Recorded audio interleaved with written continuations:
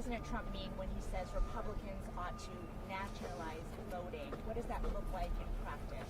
What the president was referring to is the SAVE Act, which is a huge common sense piece of legislation that Republicans have supported, that President Trump is committed to signing into law during his term. And he spoke with the speaker directly about that yesterday, about the need to get that bill on the floor for a vote, because it provides very common sense measures for voting in our country, such as voter ID.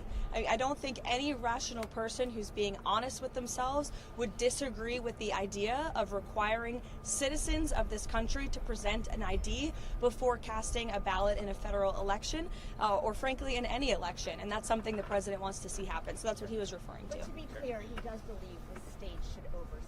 The president believes in the United States Constitution.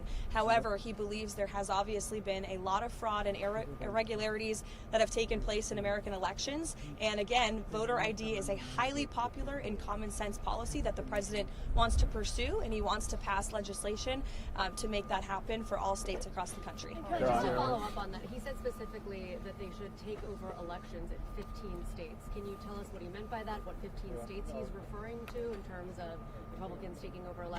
Again, what I was just telling you is that with the passage of the SAVE Act, voter ID will be implemented across all 50 states. The president was referring to specific states in which we have seen a high degree of fraud. If you look at states like California, or if you look at New York City, for example, non-citizens are allowed to vote in elections in places like California and New York City. That just creates a system, an electoral system, that is absolutely ripe with fraud. And you cannot deny the fact that, unfortunately, there are millions of people who have questions about that, as does the president. He wants to make it right, and the SAVE Act is a solution to doing it.